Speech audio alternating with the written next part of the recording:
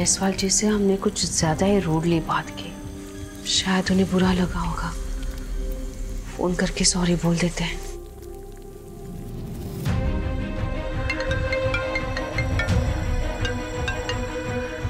Hello Jaiswal जी, वो आज के लिए सॉरी। वो क्या है ना कि आपके आने से हमारी क्लाइंट थोड़ी कॉन्शियस हो गई थी।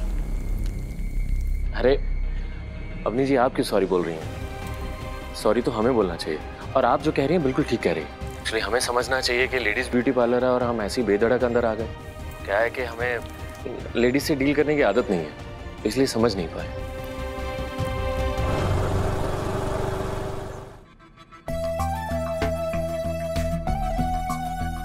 देखा शिखर, अवनी का तेवर देखा तुमने? 2 पैसे क्या कमाने लगी, चप्पल का जवाब जूते से दे रही है। इसीलिए हम इसे काम करने के खिलाफ थे। औरतों को फाइनेंशियल इंडिपेंडेंस क्या मिल जाती है, ये अपने आप को मर्दों से ऊंचा समझने लगती है। तुम्हारी बात नहीं कर रहे हैं हम तमन्ना, तुम इनसे अलग हो। I know baby, and you have always motivated me.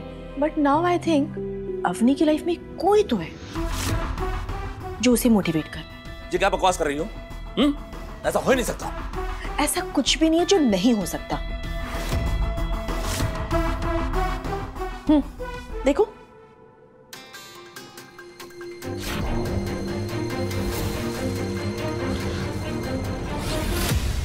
Jaiswal अपनी हद पार कर रहा है।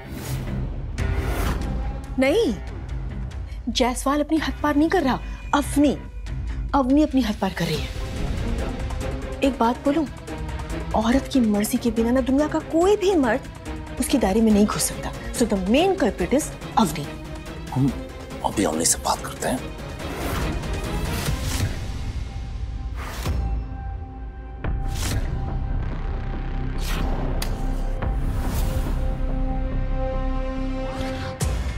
सॉरी जायसवाल जी, वो अब तक हम किसी डिसीजन पर नहीं आ पाए हैं। इतना बड़ा डिसीजन है, सब कुछ आगे पीछे सोच के चलना पड़ता है। हमारे ऊपर हमारे सास ससुर जी की जिम्मेदारी है, 2 बेटियों का साथ है। इतना बड़ा डिसीजन अकेले नहीं ले सकते। आप हमारे लिए क्या इतना कर सकते हैं कि घर आकर मम्मी जी पापा जी से प्रपोजल के बारे में बात कर सकते हैं? क्या है ना, उनके आशीर्वाद के बिना हम जिंदगी में इतना बड़ा बदलाव नहीं ला सकते। जी जायसवाल जी, हम मम्मी जी पापा जी से बात करके आपको बताते हैं। अगर उन्हें कोई ऐतराज ना हो तो आप कल ही आ जाइए घर।